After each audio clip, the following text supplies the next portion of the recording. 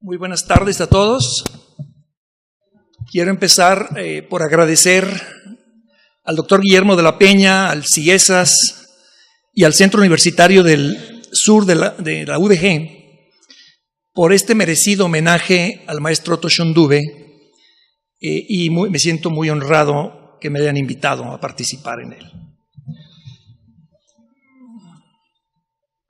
La forma en que organicé esta presentación es un poco sui generis porque traté de usar la estructura, digamos, de la plática, es usar la figura de Otto Schöndube como hilo conductor e irlo conectando con diversos aspectos de su trabajo profesional, su presencia en Mesoamérica y además su trabajo en el Museo Regional de Guadalajara.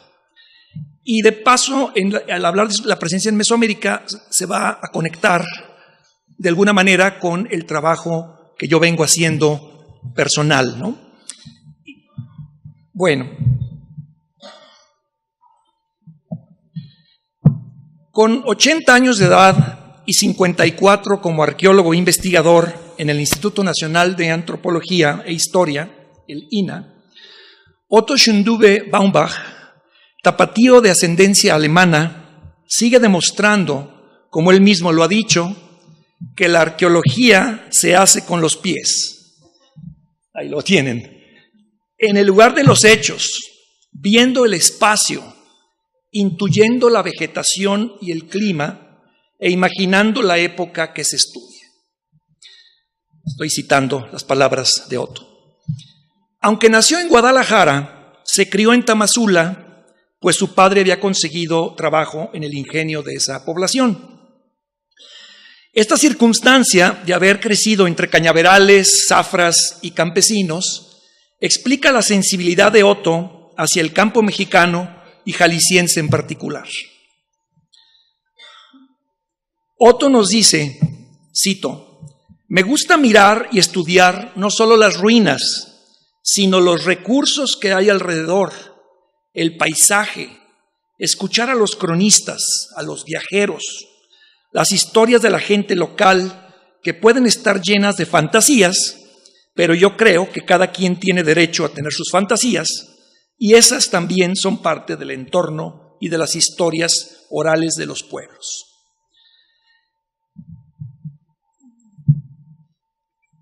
Aquí vemos a Otto en acción, en este caso hablando de la cultura del peyote. Entre los huicholes, estábamos en el lugar del peyote, o sea, ahí en Real de 14, en un viaje que hicimos con la Sociedad de Geografía y Estadística. El maestro Schöndube estudió en la Escuela Nacional de Antropología e Historia, la ENA, y obtuvo su licenciatura y maestría en la década de los 60. Esa era la época dorada de la arqueología en México, y fue discípulo de Pedro Armillas, José Luis Lorenzo, Román Piñachán, Ignacio Bernal, Wigberto Jiménez Moreno y Bárbaro Dahlgren, entre otros. Tuvo compañeros en la ENA que después serían distinguidos arqueólogos, tales como Eduardo Matos Moctezuma, Jaime Litvak King, Lourdes Suárez Díez, Guadalupe Mastache y Norberto González Crespo. Precisamente Eduardo Matos Moctezuma fue quien dio el discurso durante el honramiento a Otto de maestro emérito, maestro investigador emérito del INAH. Otto ha trabajado para el Instituto Nacional de Antropología e Historia desde 1963. Sus comienzos como arqueólogo están estrechamente ligados a la fundación del nuevo Museo Nacional de Antropología en 1964, a donde se incorporó a un estudiante en el departamento de museografía y fue parte del equipo que trasladó las piezas del antiguo Museo Nacional de la calle Moneda a su actual sede en Paseo de la Reforma. Después trabajó en el mismo museo como curador de las colecciones de la Sala de Occidente. Hizo excavaciones en Teotihuacán con Román Piñachán y se unió a la exploración del cenote sagrado en Chichén Itzá en la década de los 70. donde dice Otto con modestia que participó, y cito, como sapo a la orilla del pozo, porque sufría de claustrofobia y nunca aprendió a bucear.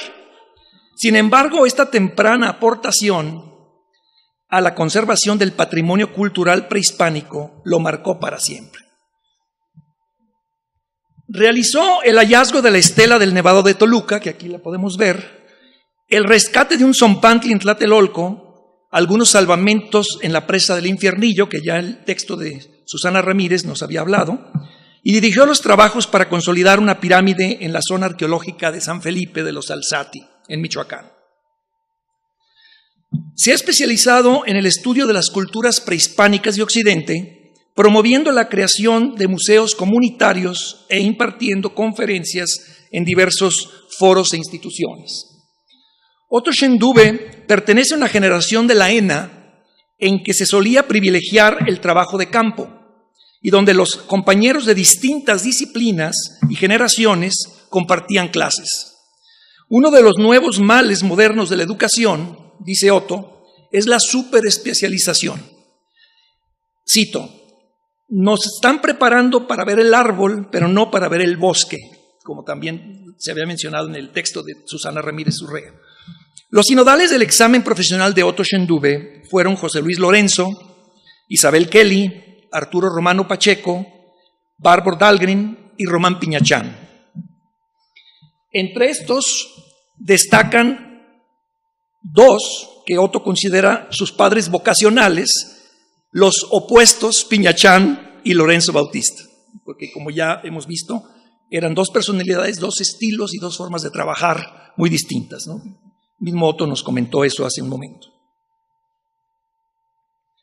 Eduardo Matos Moctezuma, uno de sus más destacados colegas en México, describe a Otto, y cito, como un arqueólogo integral de campo que va, busca, excava, limpia, interpreta y difunde. Otto, en cambio, se considera simplemente un arqueólogo campirano, orgulloso de lo que él llama su nacionalismo lugareño, ¿no? Otto sigue los pasos del gran sabio Edward Seller, quien estudió a Mesoamérica a principios del siglo XX de una manera comparativa y bajo la óptica de que existe una ideología panmesoamericana que se iba transmitiendo de un pueblo a otro. Shendube es quizá, junto con Carlos Navarrete, uno de los últimos arqueólogos que son al mismo tiempo etnohistoriadores, son multidisciplinarios e integrales, que saben combinar como herramienta de conocimientos la arqueología, la antropología, la historia y el arte. Y desgraciadamente ese tipo de arqueólogos ya no se están formando, sino estamos creando técnicos muy especializados y falta esa visión más de conjunto que puede ayudar muchísimo a poder encontrar muchas respuestas basadas en etnografías y basadas en hallazgos de otras culturas, ¿no? Ese conocimiento tan diverso le permite excavar los sitios, descifrar misteriosos símbolos, interpretar programas iconográficos y dialogar con las piedras para poder encontrar e interpretar el significado de los mensajes dejados por pueblos antiguos. Otto Shendube es un enamorado de su tierra. Él profesa, y cito, una especie de nacionalismo lugareño, una pertenencia a su patria chica, que lo ha llevado a desarrollar lo que yo considero que es una microarqueología, algo similar a lo que en la historia hizo Luis González y González al hablar de la microhistoria, ¿no? Es decir, Otto ha trabajado en lugares que no tienen una arquitectura monumental espectacular como lo hay en Teotihuacán o en el área maya, pero está descubriendo las raíces y los significados de su tierra y nuestra tierra, y eso tiene un valor impresionante que muchas veces la gente no ve. A pesar de haber trabajado en sitios grandiosos como Chichén Itzá o en la monumental Teotihuacán, no olvidó nunca el valor del patrimonio de la tierra de Occidente. Allí continúa abriendo museos comunitarios, dando clases o conferencias en distintos foros e instituciones, hasta en rancherías, y cuidando cotidianamente la colección arqueológica del Museo Regional de Guadalajara, donde la sala de arqueología lleva su nombre. El maestro exclama: me gusta defender el patrimonio cultural que hay en el occidente de México, porque aunque no se trate de monumentos grandiosos, como los de los mayas o los teotihuacanos, el que no sean enormes no quiere decir que no tengan valor patrimonial. Aquí lo vemos él en una plática con estudiantes en uno de esos museos comunitarios, que es algo que va a ayudar mucho a que la gente conozca sus raíces desde temprana edad, ¿no? Y así no tenemos que ir necesariamente hasta el Museo de Antropología de México a ver la sala de Occidente, sino que ya la tenemos en nuestras comunidades, ¿no? Es un trabajo de esa microarqueología que llamo yo.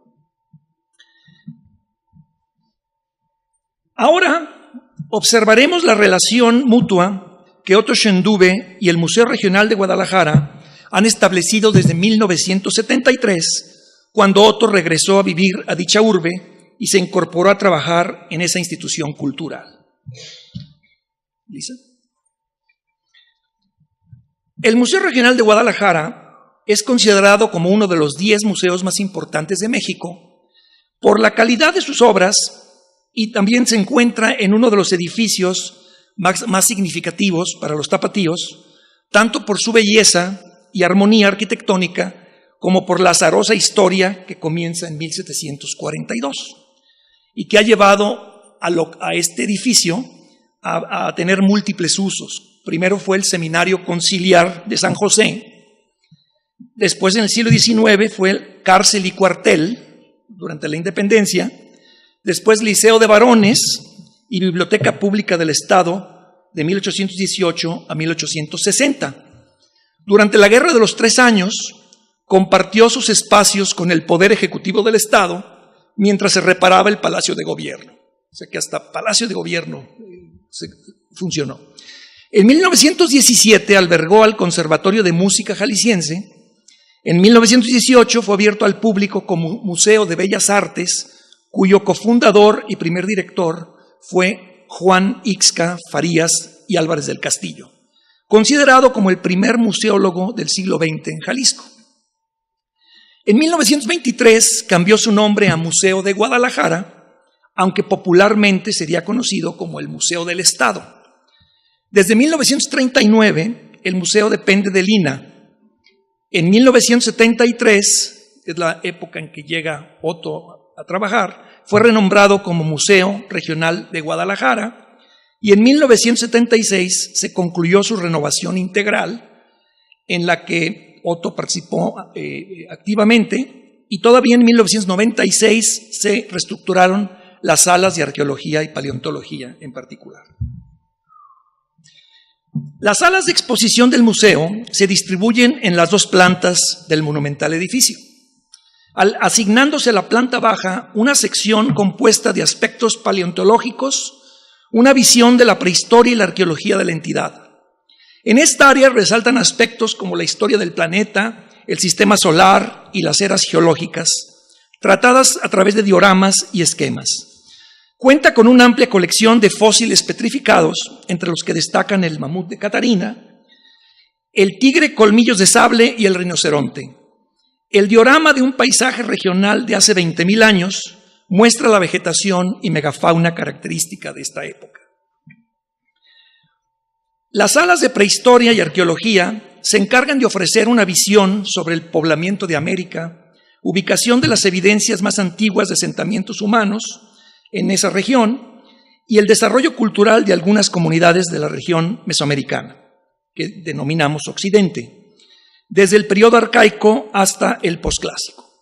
Este piso también contiene una representación de una tumba de Tiro, mostrando piezas originales prehispánicas.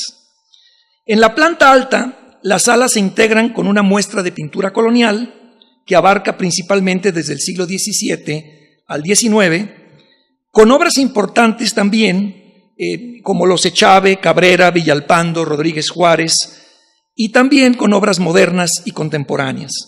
El museo cuenta en total con 14 salas de exhibición relativas a 5 temas principales: la paleontología y prehistoria, la arqueología de Occidente, historia de Jalisco, etnografía del Occidente y pintura de los siglos XVII, XVIII, XIX y XX, todos ellos como exposición permanente.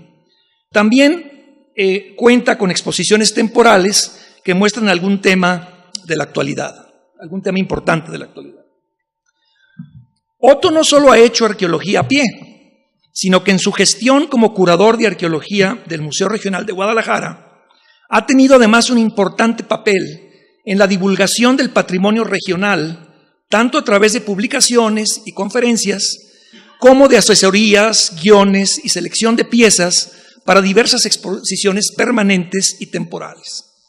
Algunas de ellas exhibidas, por ejemplo, en el Museo Nacional de Antropología e Historia de la Ciudad de México, o algunos museos más regionales como Tepic, Colima, Mazatlán, Monterrey, Puerto Vallarta y Guadalajara, donde ha llevado a cabo varias exposiciones de gran calidad, y como recuerdo de ellas tengo las que hizo en la Casa Iteso Clavijero. Fungió como curador de la exposición Espejo de la Vida, Arte Funerario del Occidente de México, la cual se exhibió en Corea, Japón y Grecia, culminando su periplo internacional en el Museo del Louvre de París.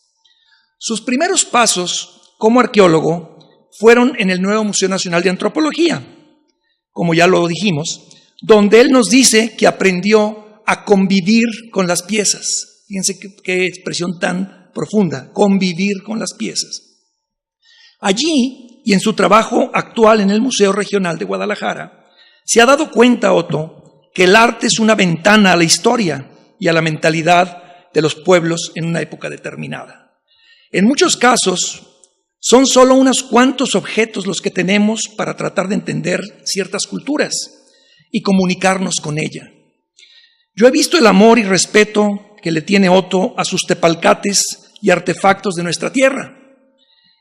Estos objetos hablan de identidad, lucha por la subsistencia y la continuidad del tiempo. Otto afirma que para hacer una interpretación, cito, para hacer una interpretación acerca de cualquier remanente de una cultura del pasado, los arqueólogos buscan identificar las 3 coordenadas básicas: el tiempo, o sea, cuándo; el espacio, dónde ocurrió algo; y la cultura, que es lo que se pregunta uno como el cómo, para qué o por quién, ¿no? Cada coordenada tiene sus propias complicaciones.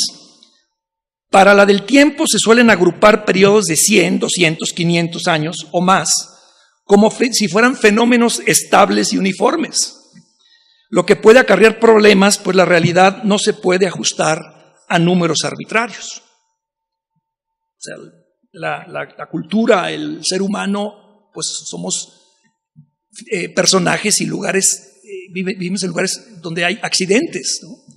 Entonces este tipo de clasificaciones tan rígidas a veces producen problemas de interpretación, etcétera, pero hay que trabajar esa dimensión, ¿no?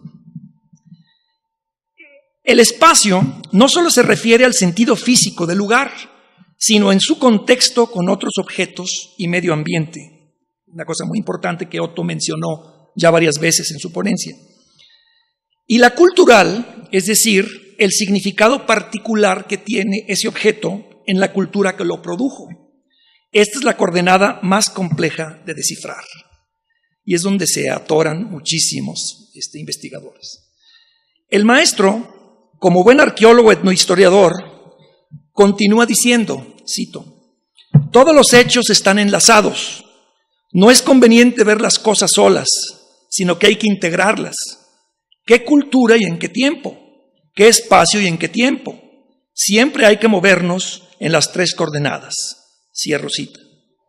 Una enorme tragedia para nuestro país ha sido el saqueo y las falsificaciones. Ambos han sido factores que complican la identificación de las 3 coordenadas, lo que provoca que las piezas en los museos y la investigación misma carezcan a veces de una interpretación adecuada. El contexto arqueológico de las piezas es fundamental porque es allí donde se intersectan las tres coordenadas. Y ahí está el reto que Otto enfrenta todos los días para poder descifrar la razón de ser de las piezas que tiene a su cuidado. Es su habilidad de integrar el conocimiento, la creatividad y el trabajo de campo lo que le da las pistas para identificar y analizar las iconografías de dichos objetos, creados por la mente y las manos de seres humanos que están ahora lejos en el tiempo. Habitamos espacios cuyo pasado desconocemos. No sabemos a veces el uso que se les dio, la forma como se usaron o el significado de su geografía sagrada. Sin un reconocimiento y una valoración del pasado, es difícil sentir arraigo por nuestra tierra. Los espacios públicos de un territorio muestran las características de una sociedad. Muchas veces envidiamos lo que no tenemos porque no conocemos el lugar que ocupamos. Otto cree que conocer el pasado no es más que conocer nuestra realidad. Lo que somos está basado en lo que otros hicieron antes, y a partir de esa conciencia identitaria nos toca continuar hacia el futuro y tratar de hacer cosas mejores, logros que ayuden al desarrollo sustentable de nuestra sociedad. Shendube agrega, cito, cuando yo regresé a Guadalajara como en el 73, lo que se sabía y lo que había en el occidente era muy poco. Ahora han aumentado mucho los problemas de preservación, pero creo que hemos cambiado en que cada vez los habitantes de una región somos más independientes para decir, bueno, nosotros somos de aquí, ¿qué chingados el DF? A mí me interesa lo que es mío. Es muy interesante que me hablen de mexicas y mayas, pero aquí ¿qué pasó? ¿O por qué aquí somos diferentes a otras partes de México? Yo creo que es una pregunta capital, ¿no? Bueno, terminaré mi presentación ahora relatando un pasaje que ilustra las cualidades humanas y profesionales de Otto Shendube y su presencia como un gurú en Mesoamérica. En el momento actual estoy trabajando en lo que llamo yo el proyecto Ulama, que llevo ya casi 10 años trabajando en este proyecto con 8 de mis estudiantes. Este proyecto consiste en estudiar la supervivencia moderna del juego de pelota mesoamericano y estudiar sus conexiones y raíces con el juego de pelota antiguo. Aquí tenemos el siguiente. Aquí vemos, por ejemplo, el tipo de canchas en las que se juega el juego ahora. Es curioso que los nombres que tienen las líneas, los contornos de la cancha llevan nombres náhuatl.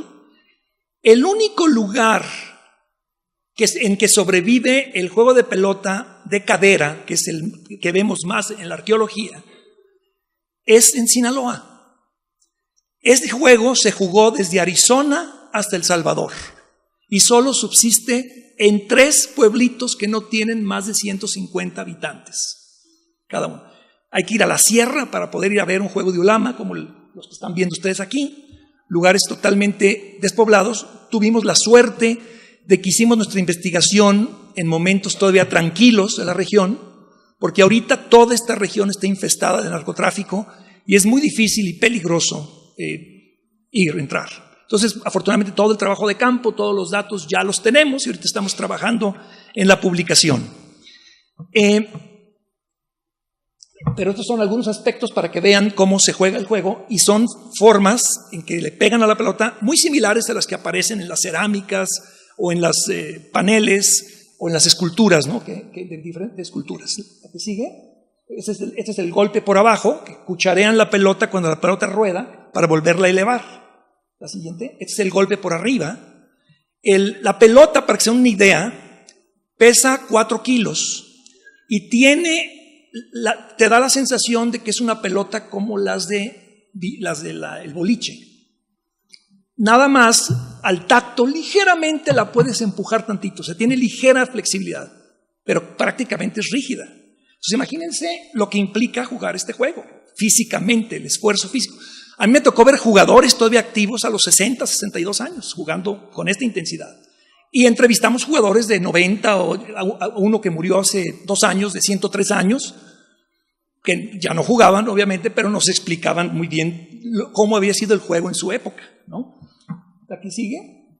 Estos son aspectos diversos para que vean ustedes el tipo de acción. A veces saltan y le pegan en el aire, a veces esperan a que bote y le pegan. Observen también el tipo de uniforme que usan. Aquí podemos ver la comparación de una cerámica maya, en donde se le está dando, este personaje está dando un golpe por arriba, igual que los jugadores de ulama actuales golpean, ¿no? Sabemos la continuidad que existe de este juego con sus antepasados. La que sigue, por favor. Uno de los aspectos que tratamos en mi proyecto fue el proceso de fabricación de pelotas de hule usando el método antiguo y el método moderno. Una de las razones principales, hay 2 razones de por qué el juego se está muriendo y que desgraciadamente se va a extinguir. Mi proyecto pretende buscar formas de ayudar a que no se muera, pero si se muere, por lo menos va a quedar ampliamente documentado para que la gente del futuro sepa lo que tuvimos, ¿no? Como ahora Nayarit, Jalisco y Colima, pues solamente pueden hablar del pasado de Ulama porque en los años 30 y 40 desapareció allí, ¿no? Pero el último reducto, Sinaloa, pues está a punto de extinguirse. Uno de los problemas es que los muchachos jóvenes ya no quieren jugar ulama, además de lo peligroso que es, no tienes futuro. Jugándolo no hay una liga, sino que lo juegan entre los pueblitos nada más. Nadie se va a hacer profesional de ulama, porque si juegas béisbol te puedes ir como el Toro Valenzuela de Choaquila, un pueblo perdido llamado Choaquila, a jugar en las grandes ligas.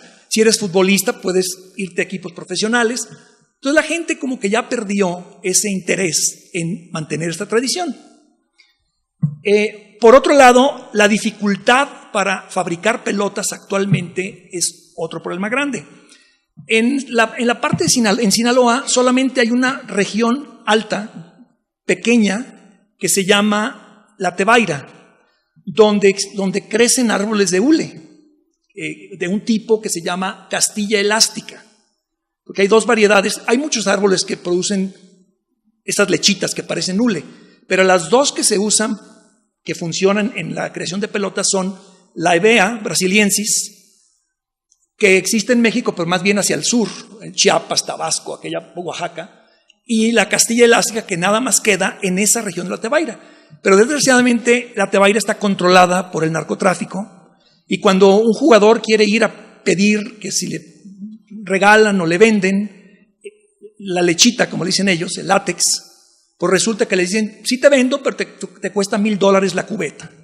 Como son campesinos que viven al día, pues no pueden pagar eso. Entonces, en el momento que se acaben las pelotas, se acabó el juego. Y así fue como fue desapareciendo en muchas entidades de Sinaloa. Entonces, parte de nuestro proyecto es crear un proceso para fabricar pelotas que sean más baratas y en forma más práctica. Después de 11 intentos logramos obtener una pelota con la textura, el bote y la calidad que los jugadores aceptaron, porque hacíamos una pelota y decían, no, está muy dura, yo no juego con eso. No, está demasiado blanda y no bota bien. Bueno, pues órale. Entonces seguíamos investigando hasta que dimos con una técnica que ahorita ya van 2 universidades de Estados Unidos que me invitan a que les demuestre cómo se hacen las pelotas. Espero en Guadalajara poderlo enseñar pronto. Pero, bueno, perdón, ahí ven ustedes, por ejemplo, cómo estamos fabricando a partir de látex y de nosotros usamos un catalizador para que el látex se coagule, ¿no? Que es lo que le llaman la vulcanización. Y la gente decía, no, pues la vulcanización fue inventada en 1838 por Charles Goodyear. No, eso no es cierto. La vulcanización la usaban los olmecas que fabricaron las primeras pelotas, 1500 años antes de Cristo. Pero estamos usando un método que combina lo natural y un elemento químico y ha dado resultado. Y entonces estas son unas pequeñas imágenes de cómo estamos fabricando pelotas. Ya fuimos, ahí en la imagen de arriba estoy junto con Roberto Rochín, otro investigador que es de Sinaloa. demostrando a los jugadores de la región cómo pueden ellos hacer sus propias pelotas. Nosotros les regalaríamos el látex, pero que ellos ya se encarguen de fabricar sus pelotas para que sigan jugando. Vamos a ver qué pasa, ¿no? La siguiente.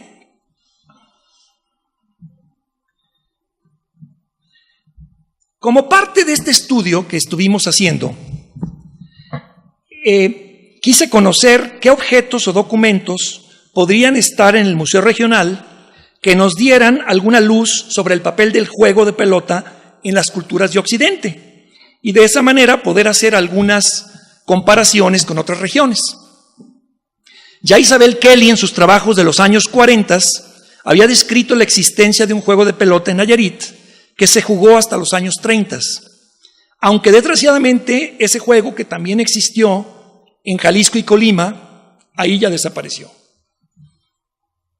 Voy a citar las palabras de Isabel Kelly, una figura muy querida para Otto, quien trabajó con ella en excavaciones en Colima.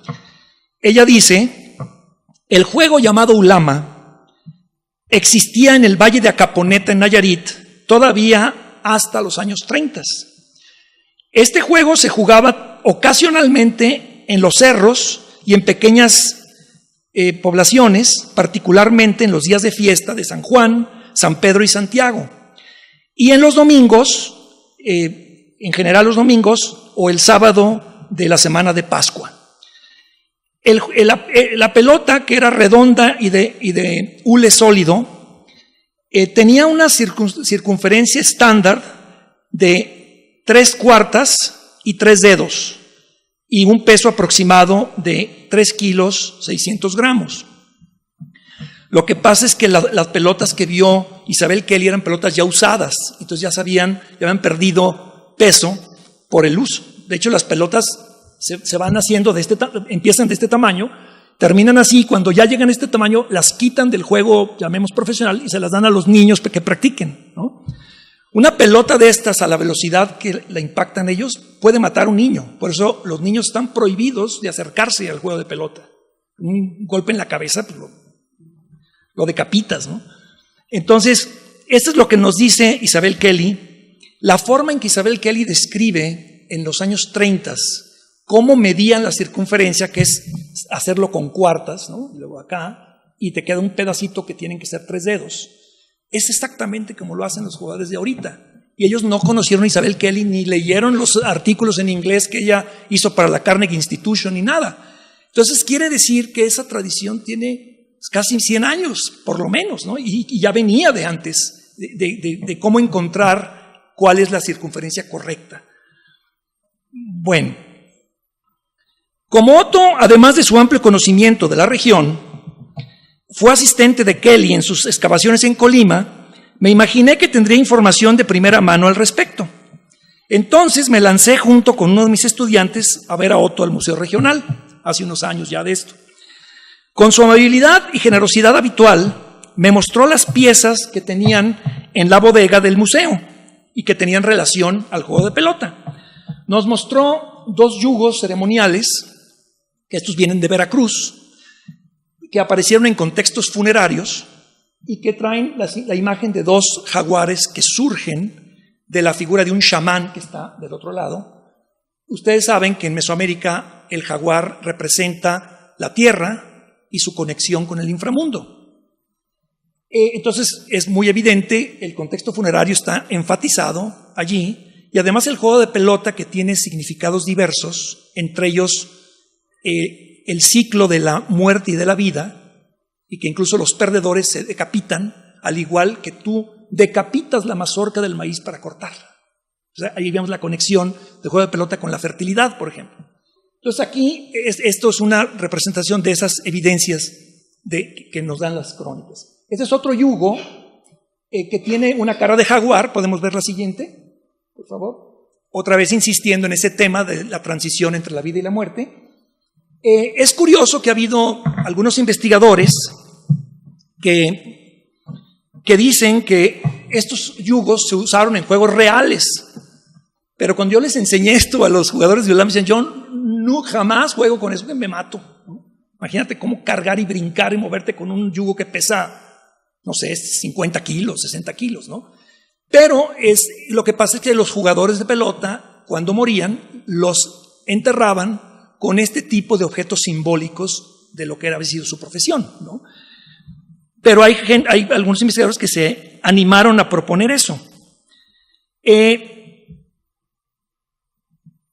sigue? Entre los objetos que me mostró Otto, había 2 yuguitos provenientes aparentemente de la región de Occidente. Eso me puede corregir Otto si acaso no recordé bien el dato. Otto piensa que estos sí podrían haber sido usados en juegos reales, lo cual a mí me parece muy factible, porque si se fijan tiene esa cavidad, ¿cómo podríamos llamar? Esa ranura, ¿sí? Esa ranura en la cual tú puedes amarrar una cuerda, te pones los 2 yugos aquí, amarras la cuerda y ya tienes un protector para el golpeo. Sin embargo, por ejemplo, lo que usan los jugadores ahora son protecciones de cuero, y se los voy a mostrar en un momento. Pero este tipo, digamos, la forma que tiene esa ranura, nos pueden dar la idea de que en algún momento se usó este tipo de objetos. Quizá después, por cuestiones prácticas, se fueron modificando hasta llegar a lo que ahora es un juego que se juega con un taparrabos de cuero, ¿no?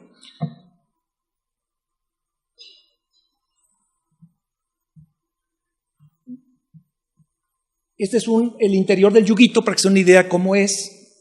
Bastante pequeño, es como de este tamaño, ¿no? La que sigue.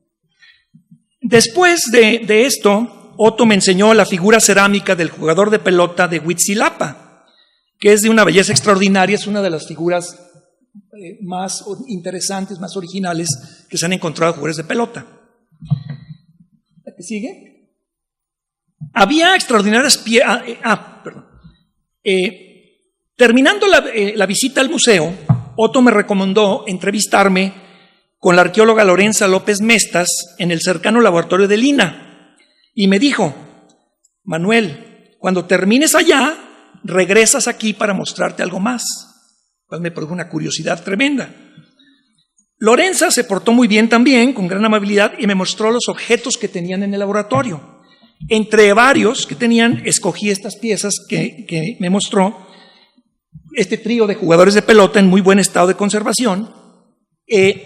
Vemos, por ejemplo, los 3 jugadores prehispánicos de la región de Occidente arriba, y vemos, por ejemplo, pues ya les mostré la figura maya, y luego ven ustedes el tipo de calzón, el tipo de taparrabo con el que juegan jugadores que en 1528 Hernán Cortés llevó a España a jugar en la corte de Carlos V. Estos jugadores indígenas nuestros iban vestidos así porque un personaje que se apellidaba Baiditz, él era ilustrador y le llamaron tanto la atención que él lo mostró como tiene un libro que se llama Libro de Vestimentas y Costumbres, y el Trachtenbuch, ¿no?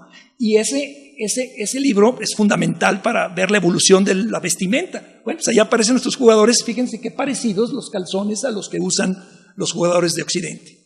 Y luego tenemos los jugadores modernos, los sinaloenses, que están allí, que usan también un taparrabos que es de piel, de cuero, y tiene una protección que se llama el chimali. El chimali es fundamental porque es una especie de fajo que tú te pones en esta parte, aquí, las sentaderas, y la amarras con bastante presión. Es la parte más fundamental de jugar, y eso te lo repiten los jugadores, porque dicen, cuando nos agachamos para pegarle en el piso, a veces se nos atora una nalga y viene un jalonazo que nos puede hasta desgarrar. Entonces el chimali, que viene la palabra escudo en náhuatl, es un protector para que esté todo muy compacto y no tengas ese tipo de desgarros. Bueno, eso es fundamental, y en algunas figuras prehispánicas lo hemos visto algo parecido. Luego, aquí vemos, por ejemplo, la comparación de un jugador de Jaina, maya, con un jugador actual, y ese es el fajado de los jugadores actuales que está desarmado. Ellos se lo amarran y todo a que quede como está el jugador. Y ese fajo que ven ahí es el chimal, y la cosita que está arriba, así como redondita, se llama bota, y se la ponen en esta parte de la cadera para proteger el huesito, que es el que usan más para pegarle a la pelota. Entonces, ahí ven ustedes un poco la evolución y cómo sí hay unas similitudes en el vestuario. De las piezas que vi en el laboratorio del INA, me llamó mucho la atención esta maqueta, esta maqueta que muestra una cancha con figuras en acción. Existen solamente como 3 maquetas de estas en el mundo. Una está en el Museo de Cleveland, otra está en el Museo de Arte de Los Ángeles, que la presentaron anteriormente aquí en uno de los ponentes, creo que fue Joe quien la presentó. Entonces, pero es muy curioso que esta, que se encuentra allí, que está en estudio todavía, la cancha no es idéntica a las canchas tradicionales mesoamericanas, pero tiene los templecitos en las orillas, en las cabeceras, tiene el carril donde se juega y luego tiene la parte de los espectadores, que incluso tiene hasta la escalerita para subir. Y luego ven ustedes, no se ve aquí en el detalle, vamos viendo la que sigue. Esta es la forma tradicional de una cancha de las que van del clásico al posclásico. Esta está en la transición, porque ya las canchas con anillos son tardías. Las canchas primeras del clásico no tenían anillos. Pero pueden darse una idea que la cancha de Occidente es más sencilla, más rústica, pero tiene las mismas funciones que esta. ¿Sigue? Entonces podemos ver cómo los jugadores se mueven en equipos de un lado a otro de esa manera. La que sigue. Una cosa muy interesante que me llamó la atención es que tú ves el naturalismo del autor de esta pieza, porque hay figuras que están abrazadas viendo el juego, así como enamorados que están viendo el juego. Otras están comentando, como cualquier gente en el estadio, ¿no? Y otros están muy serios, así concentrados viendo. Bueno, esta escena no es de juego, porque la mayoría de los juegos que se han encontrado es algún jugador pegándole. Aquí es una disputa entre jugadores por algún problema que siempre suelen suceder, de que les marcaron penal donde no había penal, bueno, allá no se usaban las penales, pero el equivalente, alguna jugada ambigua, entonces están disputando. Bueno, si en el momento actual, vean ustedes, jugadores de Occidente, prehispánicos, y vemos 2 jugadores modernos peleándose también por un punto.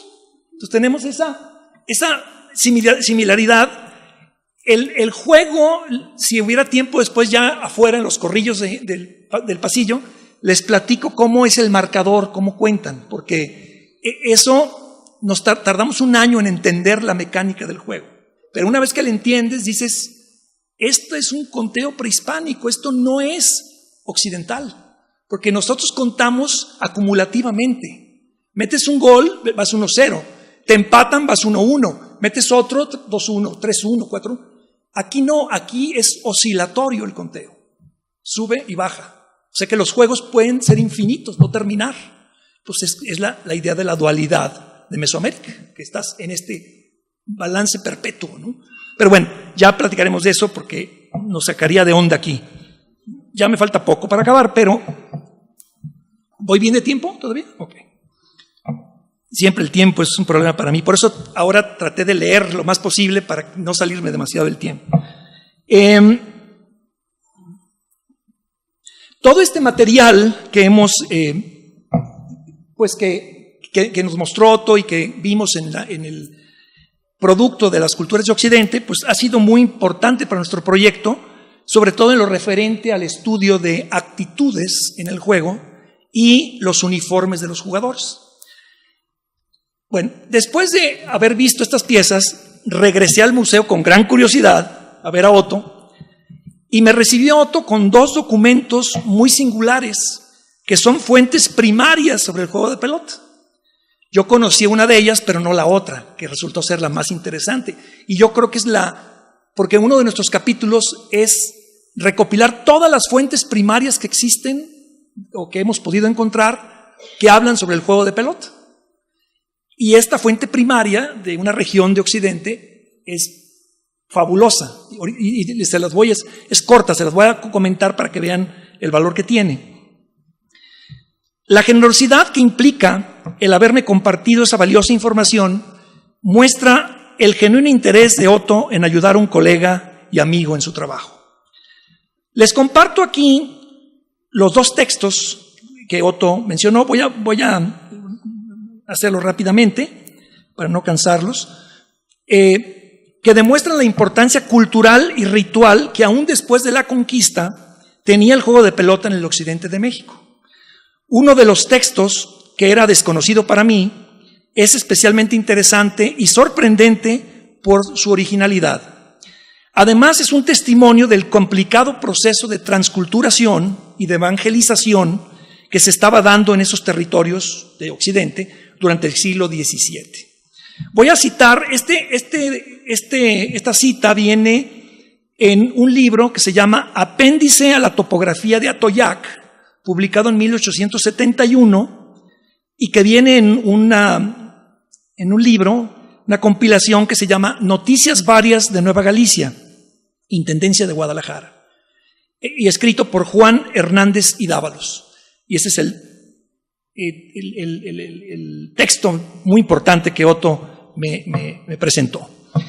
Cito: en 1670 estaba de guardia del convento de franciscanos de Atoyac el padre Fray Juan de Larios, natural de Sayula, quien consiguió permiso para ir a Durango a visitar a una hermana residente en dicha población. A su vuelta y a 2 jornadas se encontró con indios flecheros que a instancias y por señas comprendió que querían que les acompañase rumbo al norte. Resolviéndose a correr aventura, escribiendo al provincial de Jalisco, Fray Juan Moedano, la ocurrencia que le dio de seguir esos indios para ir a Coahuila, o sea, desde Durango a Coahuila, ¿no? Va a ser una buena caminata. A su llegada a Coahuila, manifestaron los coahuiltecos bastante regocijo, dedicándose luego a aprender el idioma, formando un vocabulario y predicándoles, instruyó, bautizó y redujo, domesticando como 500 indios de las naciones Babosa, Rigames, Tocas, Tobosos y Quetzales. Confieso que alguna de esas no las conocía yo. A los 3 años de estar en esa misión, dio parte a la provincia de Santiago, de Jalisco, de sus progresos, pidiendo sacerdotes que le ayudasen con el fin de internarse todavía más al norte. Sabida esta ocurrencia en el convento, se ofrecieron gustosos los padres Fray Esteban Martínez, Fray Manuel de la Cruz y el lego Fray Juan Barrera. Se comunicó la noticia a la Real Audiencia y al obispo, quienes dictaron las providencias convenientes. Luego que Fray Juan de Larios tuvo aviso que iban dichos sacerdotes, emprendió su viaje más hacia el norte, acompañado de 5 indios quetzales, llevando por jefe a don Diego Francisco. Al llegar al paraje en donde se fundó la misión del Santo Nombre de Jesús, 300 indios tobosos quisieron hacer mitote con la cabeza del religioso, a lo que se opusieron sus conductores, manifestando las razones por las que era digno de todo aprecio, y no obstante estas, los tobosos instaban en su pretensión, y como por transacción celebraron el convenio de jugar la vida del padre en el juego de pelota, perteneciendo su cabeza a los que ganaran. Como por seguridad, para que no se les fuera a pelar el dicho fraile, metieron al sacerdote en la concavidad de un árbol mientras duraba el juego, que decidiría su suerte. Perdido el juego por los indios conductores, su jefe manifestó a los contrarios, pues que supuesto que habían perdido jugando la vida del padre, ellos preferían perder la suya en su defensa, o sea, cambiarse por el padre. Rodeados del árbol, empezó la lucha porque los tobosos no aceptaron. Pero don Diego, hombre sagaz, dispuso que los suyos solo amagasen con las flechas, sin dispararlas, sino hasta que estuvieran a tiro seguro. Los tobosos, confiados en su muchedumbre, arrojaron inicuamente cuanto traían en sus carcajes, sin reflexionar que por no estar a tiro, no ofendían a los defensores del padre. Tan luego como los quetzales advirtieron que sus contrarios estaban desprovistos de flechas y los arcos con las cuerdas flojas, acometen con decisión y causándoles algunas desgracias, logran que sus numerosos enemigos se pusieran en precipitada fuga, quedando el campo para ellos. Inmediatamente emprendieron su marcha para la misión y caminando de noche llegaron salvos a su población, en donde dieron inmediatamente gracias a Dios por haberlos salvado de la muerte. No hemos encontrado, nos dice Juan Hernández, noticias del fin que tuvo el padre Larios, e ignoramos asimismo lo demás que acaeció en esta villa durante la dominación española. La otra cita, que es una cita muy breve, es de las relaciones geográficas de Nueva Galicia, que datan de 1580, y dice el texto que ese juego se jugaba con una pelota de hule que llaman ulama. O sea, ya desde entonces, ya el nombre ulama ya venía. Es una derivación del nombre Ulamalistli, que es el nombre azteca, pero que quiere decir juego de pelota con las nalgas. Eso significa ulama, pegarle con las nalgas, para que no se confunda, porque hay otros juegos de pelota que se pega con el brazo y con otras cosas, ¿no? Y en ese lugar, que no es otra cosa que Teocaltiche, Jalisco, ese lugar donde se jugaba el juego, lo jugaban con apuestas, que es como juegan los sinaloenses ahorita. Ya no hay conexión ritual, excepto que se los dedican a las fiestas de los santos patronales. O sea, es una reminiscencia que quedó, pero juegan con apuestas. Igual, los teocaltichenses jugaban con mantas, arcos, flechas, rodelas, plumas, macanas y todo lo que tenían hasta que lo perdían todo. O sea, era un juego que se convirtió en vicio, ¿no? Bueno. ¿La que sigue? Otto Shondube se mantiene activo, lúcido, entusiasta. También ha destacado en el campo de la educación y ha colaborado en la formación de futuros profesionistas. A lo largo del tiempo, Shondube ha sido también catedrático en temas de arqueología y etnohistoria en diversas instituciones como la Universidad Iberoamericana, Colegio de Michoacán, Colegio de Jalisco, Universidad de Guadalajara, Universidad Autónoma de Guadalajara y la Universidad de Arizona. Entre sus muchas publicaciones, Otto cita como una de sus principales y favoritas las realizadas en la cuenca de Sayula, en Jalisco, un trabajo tripartita entre el INA, la Universidad de Guadalajara, y el grupo francés Orston, en el que recuerda haber tenido como auxiliares a estudiantes mexicanos de arqueología, por lo que además de las investigaciones que aún son referencia para los estudios de Occidente, también inspiró las carreras de futuros arqueólogos. Otto ha obtenido innumerables premios y distinciones en su carrera y finalmente en diciembre de 2014 fue nombrado por el INA profesor investigador emérito. Otto es una persona satisfecha con lo que ha logrado en la vida y en su carrera. Su esposa Elizabeth, quien es su compañera de aventuras, lo ha apoyado siempre. Es un hombre del Renacimiento. Ahí estamos en una comida en Real de 14 con Otto y Elizabeth. Otto es un hombre del Renacimiento, arqueólogo, etnohistoriador, antropólogo, educador, investigador y sobre todo humanista.